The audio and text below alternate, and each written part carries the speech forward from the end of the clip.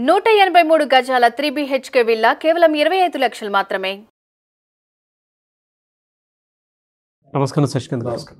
Breaking news చూస్తున్నామండి. దాని మీద పెద్దగా క్లారిటీ అయితే ఎవరికీ లేదు. అంటే మీకు తెలిసిన వాస్తవ గుణాలు చెప్పండి.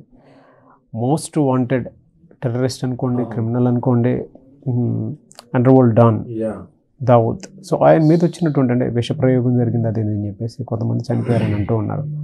ఏది నిజం? ఇది చాలా బ్రేకింగ్ న్యూస్ అండి నాగరాజ్ గారు. మండే మార్నింగ్ ఎర్లీ అవర్స్ ఈ న్యూస్ స్లోగా బయటకు వస్తుంది జరిగింది. మనకు తెలుసు కదా, మన పక్కనే ఉన్న దేశము, కానీ మనకు న్యూస్ ఎట్లా అయినా స్ప్రెడ్ అవుద్ది అన్నది వాళ్ళకి తెలియదు. అది 6 o'clock మండే మార్నింగ్ కొన్ని యూట్యూబర్స్ కానివ్వండి, లేకపోతే ఎనీ సాఫ్ట్వేర్ వర్కర్స్ కానివ్వండి, దేవేర్ సిస్టమ్స్లో ల్యాప్టాప్స్లో అందరూ ఉన్నప్పుడు సడన్గా నెట్ పనిచేస్తాం అయిపోయింది. ఓకే, సరేలే, ఎవరైనా కూడా మేబీ సర్వర్ ప్రాబ్లమ్ ఏదో అనుకుంటారో. ఒక 10 నిమిషాలు 15 నిమిషాలు ఇది ప్రపంచం మొత్తం నెట్ మీద, ఇంటర్నెట్ మీద నడిచే యుగం ఇది. అలాంటిది గంట అయింది, 2 గంటలు అయింది. సర్వీస్ ప్రొవైడర్స్కి అందరూ కాల్స్ చేస్తాం స్టార్ట్ అయింది. సర్వీస్ ప్రొవైడర్స్ కూడా అర్థం కాని పరిస్థితికి వెళ్ళిపోయారు. అంటే మొత్తం యావత్ పాకిస్తాన్ దేశంలో ఇంటర్నెట్ బ్లాకేడ్ జరిగింది. మొత్తం యావత్ పాకిస్తాన్ దేశంలో ఇంటర్నెట్ బ్లాకేడ్ జరిగింది. చూడండి ఎంత క్రూషియల్ స్టేజ్కి వెళ్ళారో వాళ్ళు. అయితే అదే టైంలో కరాచీ నుంచి ఒక వ్యక్తిని హాస్పిటల్లో సీరియస్గా ఉందని చెప్పి హాస్పిటల్లో అడ్మిట్ చేస్తాం జరిగింది. ఈ కరాచీలో ఒక వ్యక్తిని హాస్పిటల్లో అడ్మిట్ చేస్తాం జరిగింది అదే ఇంటర్నెట్ బ్లాకేడ్ టైంలో. జనాలందరూ న్యూస్ అక్కడికే వెళ్ళింది. యాక్చువల్లీ ఎవరు ఈ వ్యక్తి అంటే none other than Dawood Ibrahim అని పేరు, రూమర్ స్టార్ట్ అయింది. ఓకే, దావుద్ ఇబ్రాహీం ఎవరో మనందరికీ సుపరిచితమే. దావుద్ ఇబ్రాహీం ఎవరో కాదు, మన ఇండియన్, మన ముంబైలో పుట్టిన వ్యక్తి. డి కంపెనీకి అధినేత. 1993 ముంబై బాంబ్ బ్లాస్ట్లో first accused and convicted also Dawood Ibrahim. ముంబైలో 93 బ్లాస్ట్లో ఎన్నో వందల మంది చనిపోయారు. ఇవాళకి కూడా యూట్యూబ్లో కొడితే అది వస్తుంది. That is the biggest blast in India. 93లో ఈ బ్లాస్ట్ జరిగింది. That is the biggest blast. అప్పటి వరకు బాంబ్ పేలులో అది one of the biggest blast. అది కూడా ఎక్కడి నుంచి చేయించాడు ఈ దావుద్ ఇబ్రాహీము? దుబాయ్లో కూర్చొని చేయించాడు. ఓకే, ఈ దావుద్ ఇబ్రాహీంకి ఈ బ్లాస్ట్ తర్వాత ఈ దుబాయ్ నుంచి పారిపోయి పాకిస్తాన్లో తల దాచుకున్నాడు. ఎవరు? దావుద్ ఇబ్రాహీం.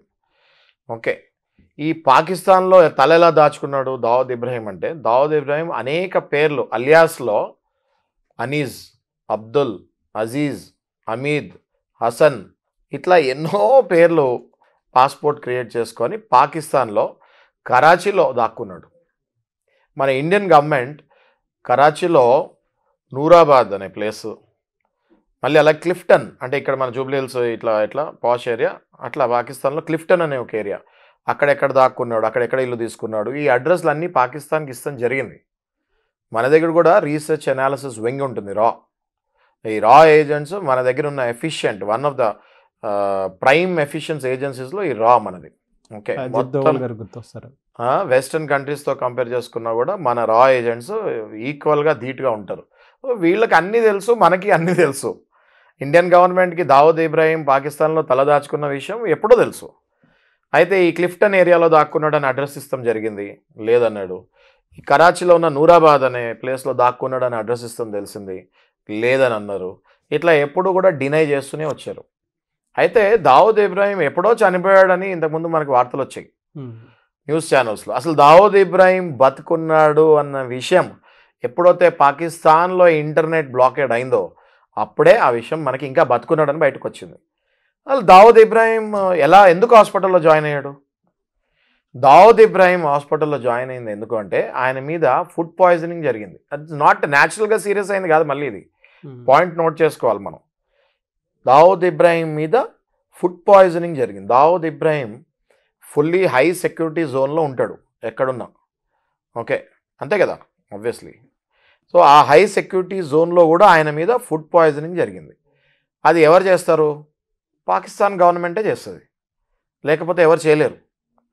మనం ఇండియానే రీచ్ అవ్వలేకపోయాం దావుద్ ఇబ్రాహింకి ఎప్పుడు కాక. అక్కడ ఉన్న వాళ్ళు ఎవరు చేయలేరు. పాకిస్తాన్ గవర్నమెంట్ సపోర్ట్ ఉంటేనే ఆయన మీద ఫుడ్ పాయిజనింగ్ జరిగే ఛాన్స్ ఉంటుంది. ఎందుకు చేశారు ఫుడ్ పాయిజనింగ్? దావుద్ ఇబ్రాహిం కాకుండా హబీబుల్లా ఖాన్ అలియాస్ బోలా ఖాన్ అని చెప్పి ఫక్తమ్ అనే ఒక ఏరియాలో ఆయన టెర్రరిస్టులను రిక్రూట్ చేస్తూ ఉంటాడు దావుద్ ఇబ్రాహిం గురించి. కొన్ని రోజుల క్రితం ఆయనను కూడా చంపేస్తాం జరిగింది. ఓకే, ఆయన కూడా మన ఇండియాకి వ్యతిరేకి, భారత వ్యతిరేకి, ఆయనను చంపేస్తాం జరిగింది. అలా ఇంకొక 2-3 భారత వ్యతిరేకుల్ని పాకిస్తాన్లో చంపేస్తాం జరిగింది. ఈ న్యూస్ కూడా మనకి ఇప్పుడే వచ్చింది. ఆ వ్యతిరేకులని చంపే క్రమంలోనే దావుద్ ఇబ్రాహింని కూడా చంపాలని పాకిస్తాన్ ప్రయత్నం చేస్తుందని మనం అనుకోవాలి. ఓకే, సో ఈ హై సెక్యూరిటీ జోన్లో పాయిజనింగ్ చేసి హాస్పిటల్లో జాయిన్ అవ్వగానే కొంతమంది చనిపోయాడని చెప్పారు, కొంతమంది క్రిటికలీ ఇల్ అని చెప్పారు, కొంతమంది ఐసీయూలో ఉన్నారని చెప్పారు. ఏదో కూడా మనకి ఇంకా బయటకి న్యూస్ రాలేదు. పాకిస్తాన్ అడుగుతాం జరిగితే పాకిస్తాన్ అసలు దావుద్ ఇబ్రాహిం ఉన్నాడనే ఒప్పుకున్నప్పుడు చనిపోయాడని కూడా ఒప్పుకోదు. పాకిస్తాన్ ఎప్పటికీ అసలు దావుద్ ఇబ్రాహిం మా దగ్గర ఉన్నాడనే ఒప్పుకోదు, చనిపోయాడని ఎలా ఒప్పుకుంటుంది ఉన్నాడనే ఒప్పుకున్నప్పుడు? సో ఆ దేశం ఒప్పుకోదు. ఓకే, సో తేలు కుట్టిన దొంగలాగా పాకిస్తాన్ ఇప్పుడు ఏమీ చెప్పకుండా సైలెంట్గా అలాగే ఉంది. ఇంతకుముందు మీరు చూస్తే బిన్ లాడెన్ ఎక్కడ దొరికాడండి? పాకిస్తాన్లో దొరికాడు. అమెరికా సాధించి శోధించి బిన్ లాడెన్ని పాకిస్తాన్ నుంచి తీసింది. అలాగే ఖచ్చితంగా దావుద్ ఇబ్రాహిం అక్కడే ఉన్నాడు. ఇదంతా ఏవైతే రూమర్స్ వచ్చాయో నేనైతే 100% కరెక్ట్ అని భావిస్తున్నాను. సో దీన్ని మనము మరి ఇంటర్నేషనల్గా Dawood Ibrahim designated terrorist, internationally America గుర్తించిన డెసిగ్నేటెడ్ టెర్రరిస్ట్ ఎవరు? దావుద్ ఇబ్రాహిం. సో ఖచ్చితంగా దీన్ని ఇంకా మనం డెప్త్కి వెళ్ళాలి. దావుద్ ఇబ్రాహిం కనుక మనం అక్కడ పట్టుకోగలిగితే, సజీవంగా అయినా లేకపోతే చనిపోయిన తర్వాత అయినా, బాడీ అయినా మన ఇండియన్ లేకపోతే ఇండియన్ గవర్నమెంట్ కనుక అది ట్రాక్ చేయగలిగితే పాకిస్తాన్ని పర్మనెంట్గా బ్లాక్ లిస్ట్ చేసే ఛాన్సెస్ ఎక్కువ ఉంటాయి యునైటెడ్ నేషన్స్ ఆర్గనైజేషన్లో. ఓకే, సో ఇది నాగరాజ్ గారు జరిగింది సంగతి. చాలా క్రిటికల్ ఇన్ఫర్మేషన్ మనకు వచ్చింది ఇప్పుడు. ప్రాథమికంగా దీని మీద మరిన్ని వీడియోస్ మనం నెక్స్ట్ 2-3 డేస్లో చేద్దాం. ఇన్ఫర్మేషన్ మనం జనాలకి ఇద్దాం. ఎలా సార్ అంటే మన ఇండియన్ గవర్నమెంట్ హస్తం ఏమైనా ఉందని మనం అనుకోవచ్చా దీంట్లో? తప్పకుండా అండి. మన Indian James Bond Ajit Doval garu ఉన్నారు. Is a national security adviser to our honourable prime minister Narendra Modi garu. అయితే ఇది నాగరాజ్ గారు 2013లో సెప్టెంబర్లో, ఓకే మనందరికి తెలిసిన విషయమే, మనం మళ్ళీ రివిజన్ చేస్తున్నాం. 2013 సెప్టెంబర్లోనే దావుద్ ఇబ్రాహింని మనం హతమార్చాలని ప్లాన్ చేసాము. ఓకే, మన Indian agents, research analysis wing Indian agents ఒక 9 మంది ఓకే ఒక ఆపరేషన్లో పార్టిసిపేట్ చేశారు. ఓకే, వీళ్ళ పేరు కూడా అప్పుడు సూపర్ బాయ్స్ అని పెట్టారు. ఓకే, అయితే వీళ్ళు ఎవరు హెల్ప్ తీసుకున్నారంటే ఇజ్రాయలీ ఏజెంట్స్ సపోర్ట్ తీసుకొని, ఇజ్రాయలీ ఏజెంట్స్కి పాకిస్తాన్ గురించి ఇన్ఫర్మేషన్ ఎక్కువ ఉంది మనకంటే. సో వాళ్ళ సపోర్ట్ తీసుకొని నేపాల్, బంగ్లాదేశ్, సూడాను ఈ రూట్ పై నుంచి వెళ్ళి పాకిస్తాన్లో ఎంటర్ అయ్యి ఈ క్రిప్టన్ రోడ్ టు డిఫెన్స్ కాలనీ అనే డిఫెన్స్ హౌసింగ్ సొసైటీ అనే ఏరియాకి రోజు దావుద్ ఇబ్రాహిం ఆ రూట్లో ట్రావెల్ అవుతుంటాడని పక్కా ఇన్ఫర్మేషన్ తీసుకొని ఈ షార్ప్ షూటర్స్ మన సూపర్ బాయ్స్ ఓకే ఈ ఆపరేషన్లో పార్టిసిపేట్ చేసి ఈ 3 కంట్రీస్ పైన పాకిస్తాన్కి రీచ్ అయ్యి మొత్తం అంతా సమసిద్ధం చేసుకొని మొత్తం షార్ప్ షూటర్స్ మొత్తం బుల్లెట్స్ దింపేద్దామని ప్లాన్ చేసుకొని వెళ్ళారు. అంతా రెడీ చేసుకున్నారు. 9 మెంబర్స్ అండి. ఆ టీం పేరు కూడా సూపర్ బాయ్స్. ఓకే, వీళ్ళు వెళ్ళి దావుద్ ఇబ్రాహింని ఆ రోజే చంపేసేవాళ్ళు. ఓకే, అంతా రెడీ చేసుకున్నారు. ఇజ్రాయలీ ఏజెంట్ సపోర్ట్ తోటి ఎంటర్ అయ్యారు, సెట్ చేసుకున్నారు. దావుద్ ఇబ్రాహిం మూమెంట్ కూడా కనిపెట్టారు. వేసేసే టైంలో మరి క్లియరెన్స్ లేక ఆగారని అప్పట్లో మనకి ప్రచారం జరిగింది. అది మరి ఇంటర్నల్లీ వి డోంట్ నో అది ఏం జరిగింది అన్నది. బట్ 2013 సెప్టెంబర్లో ఈ ఆపరేషన్ అయితే వచ్చింది అని వినికిడి. ఓకే, ఇప్పుడు ఇంకోటి నాగరాజు గారు, అసలు ఈ దావుద్ ఇబ్రాహింని ఎందుకు పాకిస్తాన్ ఇన్నాళ్ళు రక్షణ ఇచ్చి ఇప్పుడే ఎందుకు చంపాలనుకుంటుంది అనేది ఒక క్వశ్చన్ మార్క్ అందరికీ. అయితే పాకిస్తాన్ గత కొంతకాలంగా న్యూస్లో వస్తూనే ఉంది, మొత్తం క్రైసిస్లోకి వెళ్ళిపోయింది పాకిస్తాన్. ఓకే, దాని కరెన్సీకి వాల్యూ పడిపోయింది, మనుషులు తినడానికి కూడా డబ్బులు లేవు అన్నట్టు క్రైసిస్లో వచ్చింది అన్నట్టు మనము మీడియాలో వాళ్ళు ఎంత ఆపుతూ ఉన్నా మీడియాలోకి వస్తుంది. అండ్ అసలు ఇండియాకి ఇప్పుడు పాకిస్తాన్ కంపారిజన్లో లేకుండా అయిపోయింది. ఒకప్పుడు పాకిస్తాన్ ఇండియాని కంపేర్ చేసుకునే సాహసం చేసేది. ఇప్పుడు అసలు పాకిస్తాన్ ఇండియాతో కంపారిజన్ కాదు కదా, మనది మోస్ట్ పవర్ఫుల్ కంట్రీస్లో ఒకటైపోయింది, అది మోస్ట్ హారబుల్ కంట్రీస్లో ఒకటైపోయింది. రైట్. సో ఇప్పుడు పాకిస్తాన్ ఎందుకు ఇప్పుడు మన దావుద్ ఇబ్రాహింని ఇంతకాలం పెంచి పోషించి ఇప్పుడే ఎందుకు చంపాలనుకుంటుంది అంటే దానికి ఆన్సర్ ఏంటంటే దావూద్ ఇబ్రాహీంని మన వాళ్ళు ఖచ్చితంగా పట్టుకొని చంపి దేశానికి చూపిస్తారు అని తెలుసు. అయితే మన వాళ్ళు ఒకవేళ పట్టుకుంటే బిన్ లాడెన్ని అమెరికన్స్ పట్టుకున్నట్టు పాకిస్తాన్ మొత్తం లైమ్ లైట్లోకి వచ్చి టెర్రరిస్ట్ని పెంచేస్తుంది అని తెలిసి ప్రతి దేశం ఇప్పుడు ఇచ్చే భిక్ష కూడా ఎవరు ఇవ్వరు ఇంకా పాకిస్తాన్కి. అందుకని పాకిస్తాన్ ఏం చేస్తుందంటే ఎవరైతే తల దాచుకున్నారో ఉగ్రవాదులు ఇండియా నుంచి వెళ్ళి కానీ భారత వ్యతిరేకులు కానీ పాకిస్తానే వాళ్ళని హతమార్చి లేకపోతే ఇంటర్నెట్ బ్లాకేడ్ చేసి న్యూస్ వెళ్లకుండా కప్పిపెడదామని ట్రై చేసింది. కానీ ఇది గ్లోబలైజ్డ్ యుగం, ఏది కప్పిపెట్టాలన్నా కప్పిపెడతాం అన్నది ఇంపాసిబుల్.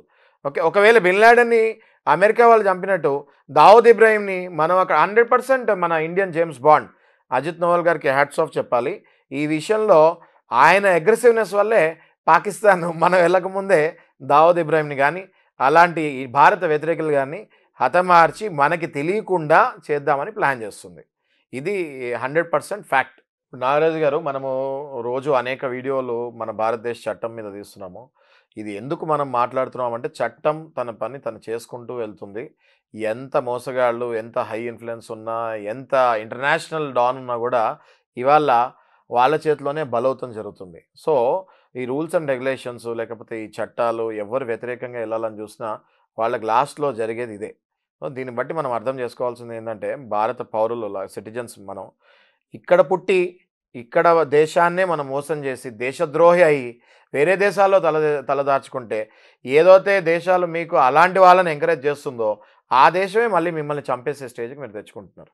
రైట్, ఇది నీతి ఏంటి అంటే మీరు డబ్బు అనే వ్యామోహంలో, పవర్ అనే వ్యామోహంలో తప్పులు చేసుకుంటూ ఈ దేశం నుంచి వేరే దేశానికి పారిపోయినా ఆ తర్వాత ఆ దేశమే మిమ్మల్ని పట్టిస్తాం కానీ లేదా ఆ దేశమే మిమ్మల్ని హతమారుస్తాం కానీ జరుగుతుంది. సో ఇందులో ఇట్స్ వెరీ గుడ్, చాలా మంచి నీతి ఉంది. ఇది అందరూ తీసుకోవాలని అనుకుంటాను నేను. Sure sir, but very detailing knowledge అండి. Yeah, thank you so much Shashikant garu. Thank you Nagaraj.